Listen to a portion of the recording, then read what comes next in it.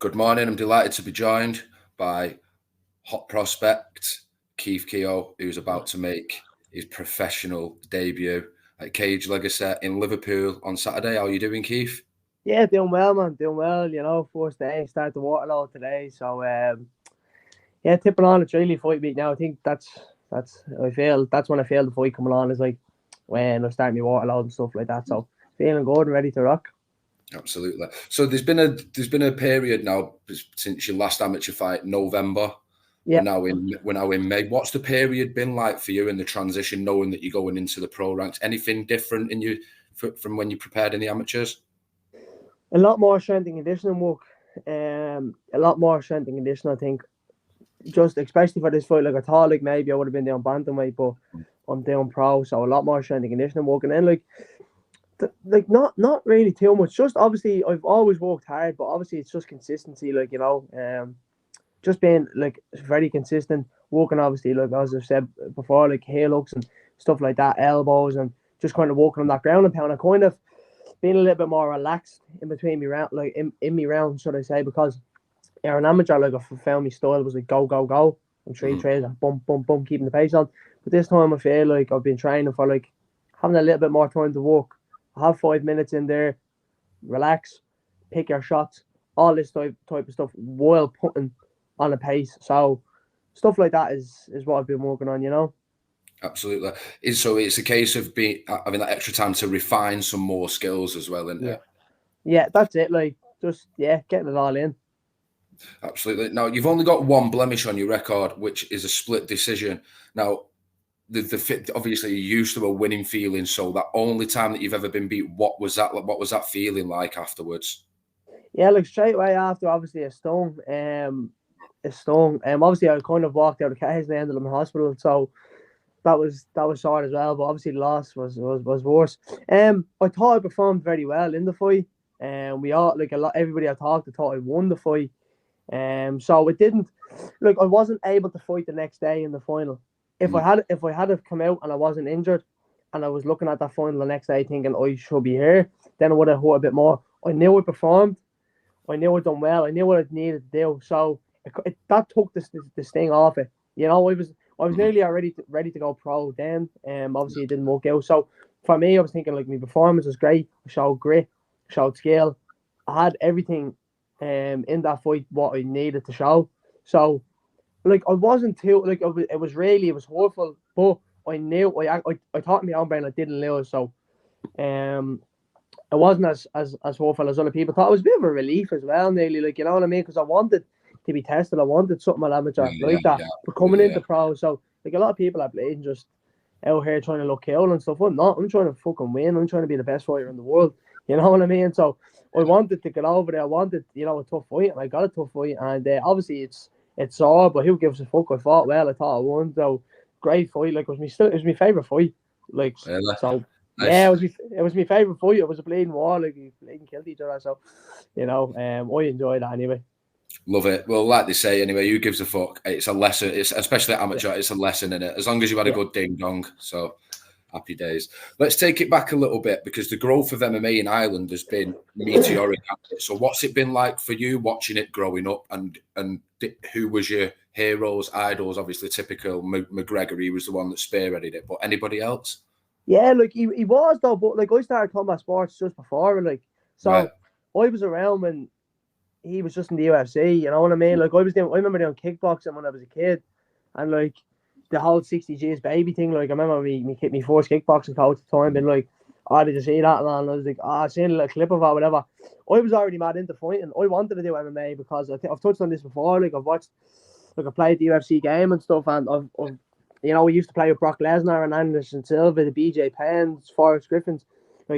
That's when I started to really get into MMA, So obviously all them people, but early on I loved Dominic Cruz and Stephen Thompson. They were two people I don't know, for some reason I used to love Dominic Cruz's style and Stephen Thompson. I don't know if it's the range and the movement, but I used to love them early on. But I've never had one where it's they're me idols. I never I've been asked this question and I'm saying out names, but really and truly, I never idolise anybody. I think it's bad people idolising people. I admire people a lot, I admire lots of different fighters. That's a better terminology for it. Yeah, I admire like so many. Like I love like Mighty Mouse and all GSP. I love GSP, but I never idolized anybody. So I always loved looking at different styles and thinking how can I implement that in my own game. But so I think just all your top level fighters, your GSP, your Mighty Mouse, your Dominic Cruz, all them people I really loved. And then obviously at the start was Anderson Silva and all that crack. Absolutely. So I see you wearing a Liverpool top there. I am all displayed in real plaster. I was going to ask that. So do you have a local football team as well? No, like there is a lot of like local teams, but I don't watch this League of Ireland. Like, but I don't watch it. Like, to be honest, I think Bowes is down the road, but I don't really care. Well, not down the road, but it's about 15 minutes away, and you have Rovers and stuff like that. I don't really watch Irish football. I should obviously. Like, I played ball like till I was like fucking from 6 till I was about 15, 16. So I played it like most of my life. So I would go over to the park and watch the local game, like literally the Sunday league games, but not actually like professional or semi-professional teams, no. Yeah, because all my family's from the north side, and I know they've always got an English club, or they're either a Rangers or a Celtic fan, depending on their heritage and the grandparents. Yeah, well, I suppose we always say Celtic as well, don't we? Like, it's like I have me Celtic tops and all, like, but never watch a game. Like, I have family that are all Celtic, and you jump on the bandwagon and all, but I just don't really care bollocks. Like, Liverpool is my team, to be fair, like, Yeah. So are you gutted about Klopp leaving? Man, I'm fucking devastated. Or is it time to change now? Do you think? I'm devastated, to be honest. But like about fucking 5 or 6 games ago, I had to stop watching the games because I'd be fuming. I'd be going down the pub and I'd be in the height. I'm done with football this season. It's the last season. I'm saying it last year, 4 seasons. I'm done. I don't. I genuinely don't know. Like who knows what's gonna happen? But I'm devastated that I'm leaving when I first heard it. So. Listen, I'm done. I'm not even going to talk about football now. Do you know that? Let's move on. Let's move back to yourself. Let's talk about your style and what fans can expect this Saturday coming. Yeah, I think you'll just see pressure. I think you'll see pressure. I think that's what a lot of fighters don't realise when they're fighting me. They don't look at me style, but they don't realise like they look at me technique. Yeah, like I think, and then every fighter afterwards says it to me, like fuck me, I'm tired, or I was bollocks, and I'm looking you down, and I'm not tired. I'm coming at you. I'm in your face. It's exciting. Even like grappling, a lot of people grappling isn't exciting. Mine's, I think I'm scrambling. I'm gonna be hitting from the back. I'm hitting like I'm on top. I'm gonna be ground and pound. I'm passing guard. I'm looking to choke it out constantly. So I think just an exciting style. Anywhere the fight goes, if it's on the feet, I'm constantly bap, bap, bap, bap. If I'm on the ground, it's looking for chokes, it's looking for subs everywhere. So I think just excitement. Yeah, just excitement, honestly. Love it. I can't wait. So aims and goals for in the pros, and you've got a solid reputation coming from the amateurs now. So what type of rep do you want to carve out for yourself as you bed yourself into the pro ranks? Yeah, well, like obviously I want to make a name in the game. I want to just keep winning. Nothing else matters. Just keep winning. Obviously, I want to be in the UFC. I don't even just want to be in the UFC. I want to be like the champion. Or else, like, you have your PFLs and all knocking around, but who doesn't want to be in the UFC? Like, that's probably my goal in the end, is to be the best fighter in the world. I think if you're in this game, you're not trying to be the best fighter in the world, you might as well just like fucking get a 95. You know what I mean? Like you have to be delusional. Like you do have to be delusional. You have to want to be the best, and I feel like I will get there with the work I put in and the IQ I have for fighting. I think I will get there eventually. So being the best fighter in the world, definitely, like without a doubt, should I say.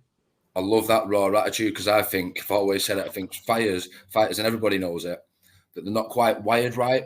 And as soon as they get into the cage, ring, whatever habitat it is, there's a switch that goes and they just see back. Yeah, look, I it's mad. Look, I'm calm and stuff like that, but when I'm in there, it's different. Like, it's like, that's like, you hear Max Holloway talking about crazy land, like he goes to all that place. So you have to be a little bit fucked up to be doing this sport, like, you know what I mean? It's not even like you're making loads of money from it. You're just doing it because you love blading. Love it. Yeah, that's it. Yeah, that's it. We mentioned the UFC there, and obviously that is the premier promotion. But so say, for example, if the top European promotions all offered you deals tomorrow, so say like Octagon, Cage Warriors, and Cage Warriors is obviously the little brother of UFC, and PFL, Who would you go with and why? Well, yeah, well, obviously I've been offered by like one or two of them already, to be honest. Okay. And I just wanted to have a fight first. Like I was offered to get on the Octagon show, the TV show, Okay. and stuff like that. But I think it was a 70 and all. It just wasn't good timing and stuff. So listen, I would have took it. I definitely, like, Cage Warriors is probably something that's going to be in the plans in the future. Who knows? That was offered to me as well. And it probably will be something. Hopefully, I'm looking like it's an unbelievable show. There's nothing I'm opposed to, nothing.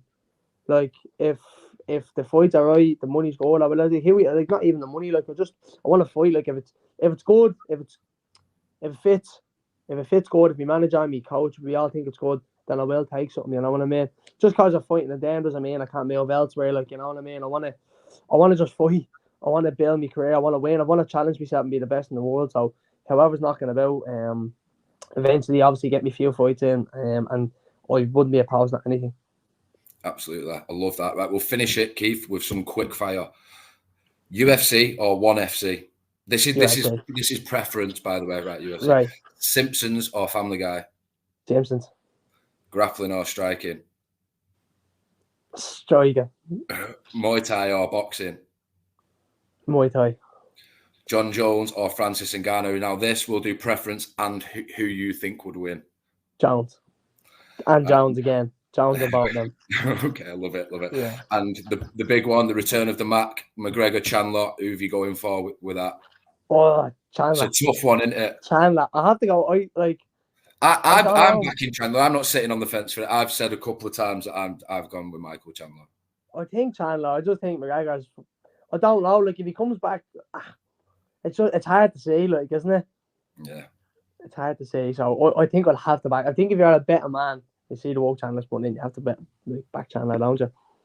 Absolutely. Keith, it's been great to chat today, mate. Just before we go, do you want any sponsors or special mentions to anybody ahead of? Just thanks to my whole team, obviously CMAC MMA, Gaz Hickey, Alan Dunn, Roofers Dublin, Hell Funky Inc. Just everybody that's put time and effort into me, all my friends and family and stuff. Everybody that's just, the support has been unbelievable. Sponsors put money and helped me fund this camp. It's been like, the support is overwhelming. So I just want to thank everybody that's been involved in this. Absolutely. And if it weren't for them, it wouldn't be happening for you, would it? And it's all part of your journey on the way to the top, brother.